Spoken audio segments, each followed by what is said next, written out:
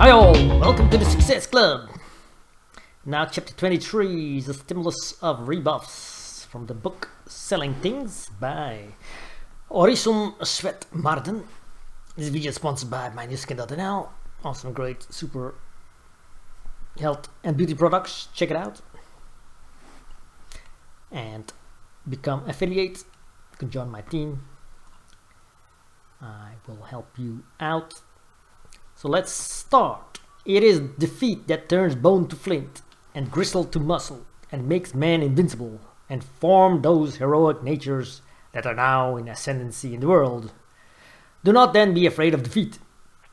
You are never so near to victory as when defeated in a good cause. Henry Ward Beecher. He only is beaten who admits it. Do not allow yourself to think that you are weak. The man who has never formed the victory habit is timid, because he does not know that he can conquer. He doesn't know his strength, because he has never tested it sufficiently to know that it will win. The manager of a big insurance company not long since asked me what books I would recommend for putting stamina into a salesman who wilted under a direct no. We have in our employ, he wrote, a fine-mannered, well-educated and very intelligent man. We have thoroughly educated him in the technical part of our business and have done our best to perfect him in salesmanship. But he is not attaining the success we believe he should.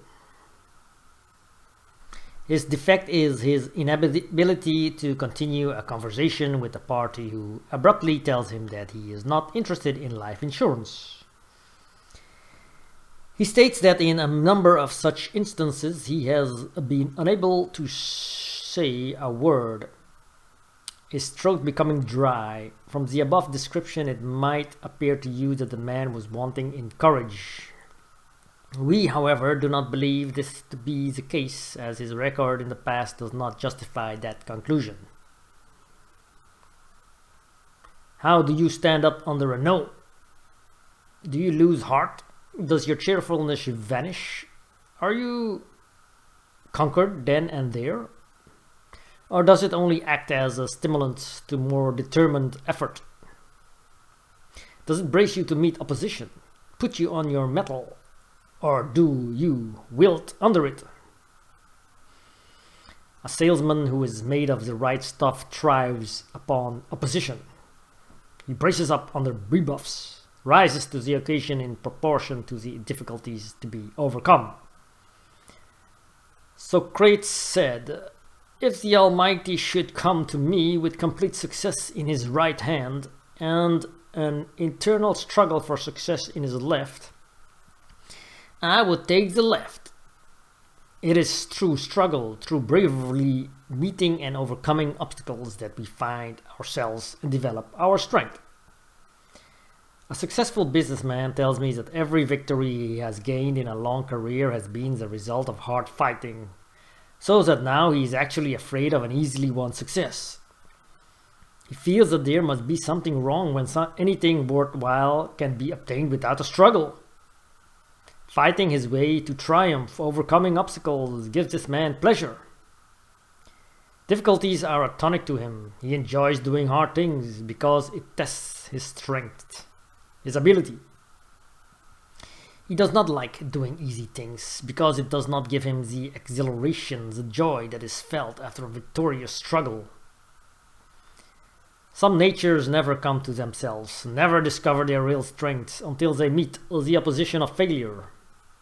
Their reserves of power lie so deep within them that any ordinary stimulus does not arouse it.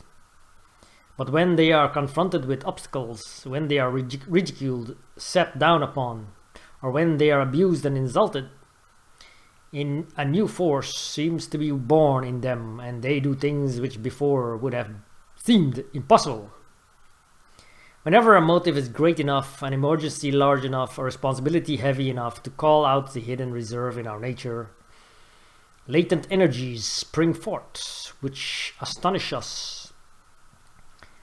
The thin-skinned, sensitive salesman succumbs to his first breath of opposition or discouragement.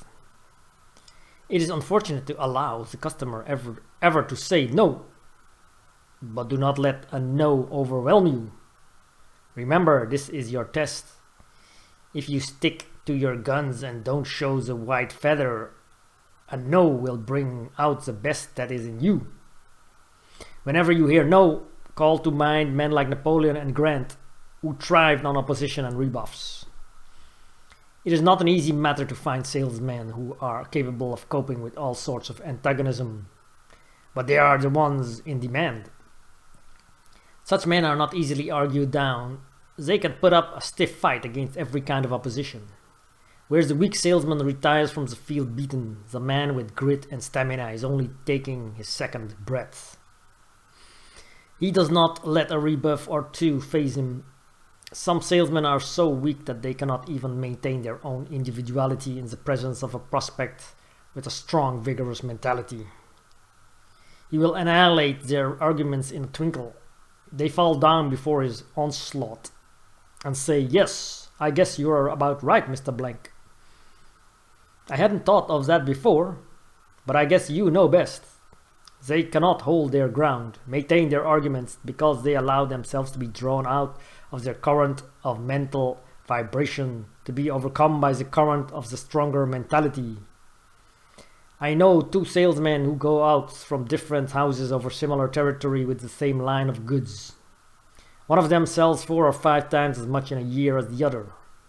One man starts out with the expectation, the determination to sell, and of course, he gets a very large salary on account of his great ability to sell.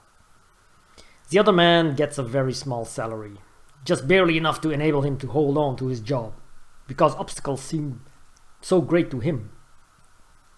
He returns oftener with excuses for not selling than with other orders.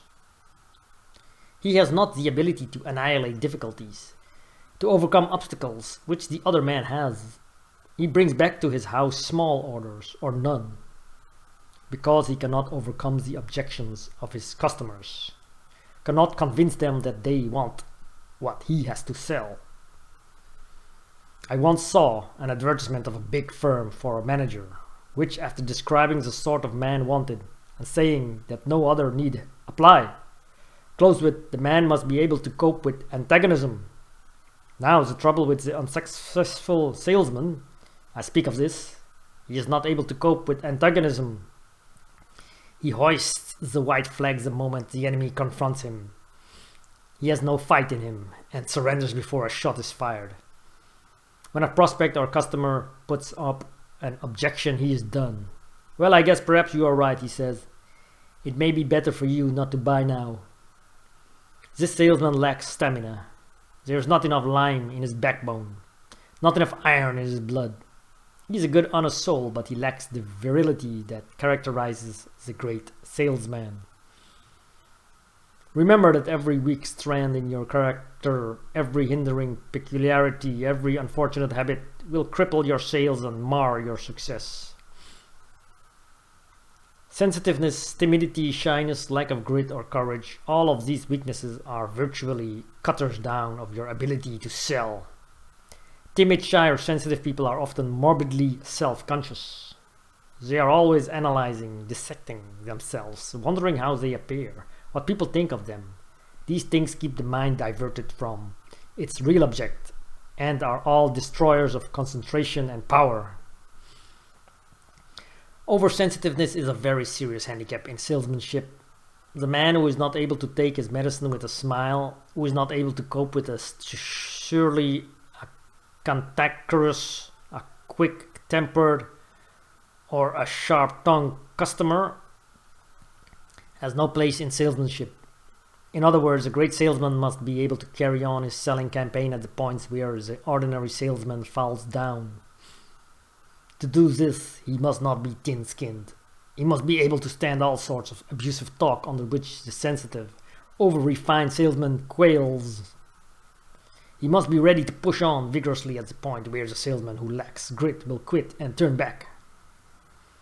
He He must be able to stand having pepper and salt sprinkled on his sore spots without wincing.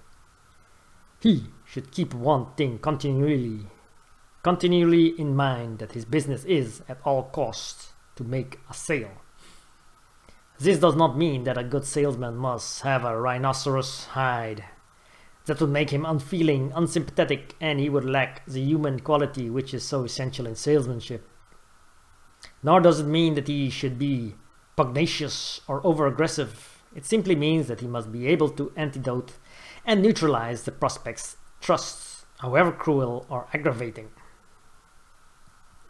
In short, while keeping perfect control of himself, remaining pleasant and agreeable throughout, he must be able to put up a stiff fight, a dignified, manly fight that will leave him master of the situation. This is where the timid or oversensitive salesman falls short. He is thrown completely off his base by the vigorous thrusts and arguments of the rough, energetic businessman who doesn't stop to choose his words. He feels injured at the slightest reflection upon his ability, his truthfulness, the character of his goods or his house. I know a salesman of this sort who will never make his mark, who flares up, gets up on his ear, as they say, whenever his sensitive sore spots are touched.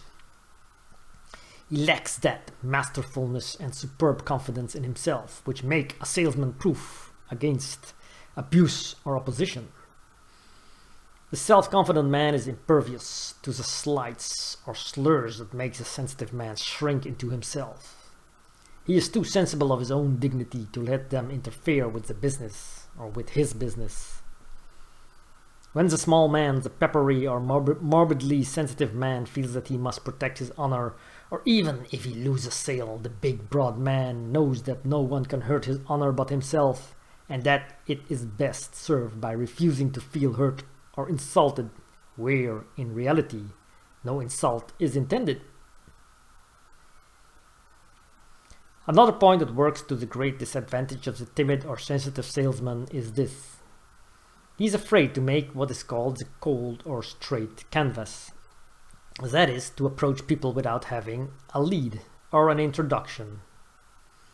This is a great weakness, and very often false pride is at the bottom of it. The man feels above his task.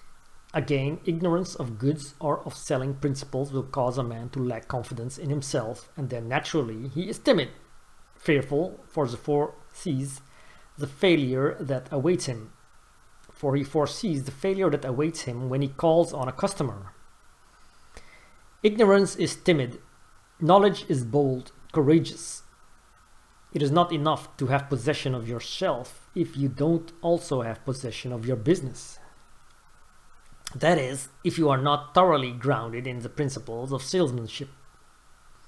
Thus grounded, if you adopt the right attitude toward your business and toward yourself, nothing can keep you from success.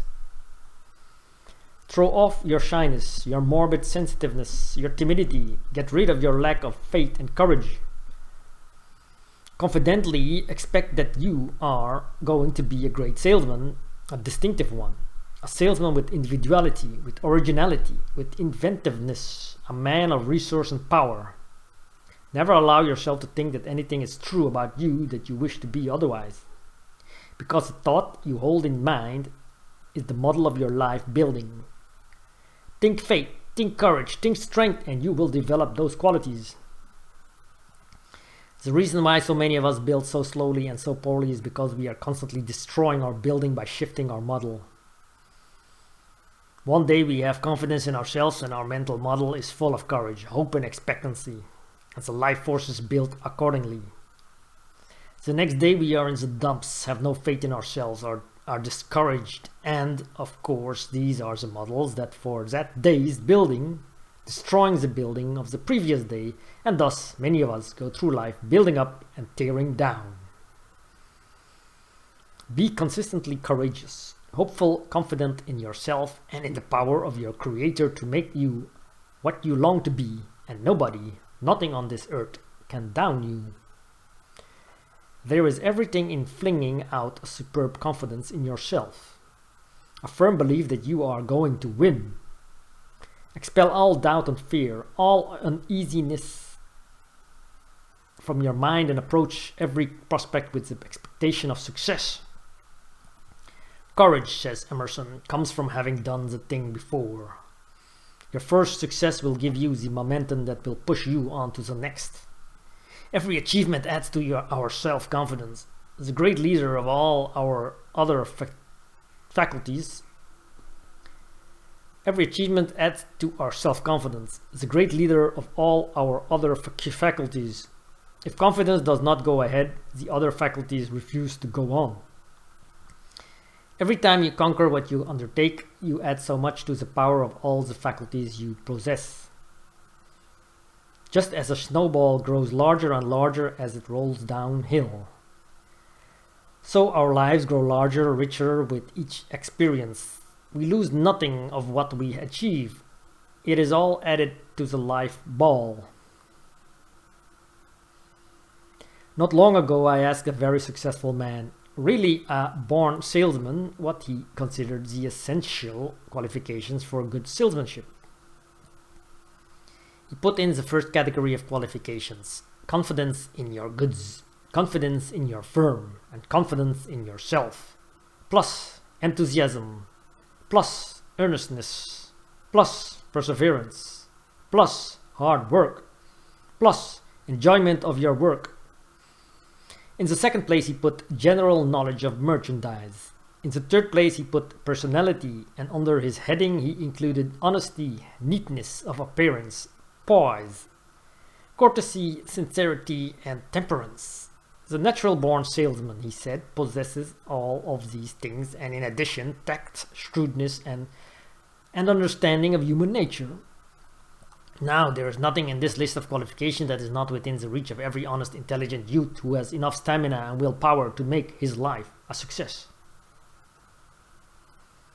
You are a child of the infinite. You bear the stamp of the Creator, and you must partake of his qualities. It is up to you, then, to make good. It is your duty as a man to show your origin, to stand your ground, to maintain your independence, your self-reliance, your dignity against all attacks. It is up to you to stand for something in your life work, to be counted as one to be reckoned with in any transaction. It is your own fault if you are sucked out of your own plane of vibrations by a bully, a fighter, by anyone, be he great or small. Selling honest goods is an honorable pursuit. Bring out your God-given powers, improve the qualities he has given you, and make your work, make your life significant. Don't be apologetic. Don't be afraid. Don't cringe or wilt under opposition. Feel the importance and dignity of your work, and let others feel that you feel it. Say to yourself, I too am a son of God, the equal of this or any other man. I am going to maintain my poise, my individuality, my faith in myself. No matter what he says, I am as self-reliant, as independent, as forceful as any other man. I shall not be cowed by anyone. I am not going to be downed by an obstacle. You will find it a wonderful help in overcoming obstacles in every phase of your work to assume a victorious mental attitude and to carry yourself like a conqueror. If you go about among your fellows with a defeated expression in your face, giving the impression that you are not much of a man anyway, that life has been mostly a defeat, as that you don't look forward to any success worthwhile, you certainly cannot hope to, and never will, inspire confidence in others. If your face, on the other hand, glows with the expression of victory, if you carry a victorious attitude, if you walk about the earth like a conqueror, a man victory organized, you are headed toward victory. Nothing can keep you from winning out because, and don't forget this, success begins in the mind. Thank you for watching this chapter. I'll continue chapter 24 in the next video. Sponsored by mynewskin.nl. Check it out. Awesome products. Buy some. Like. Join. Subscribe.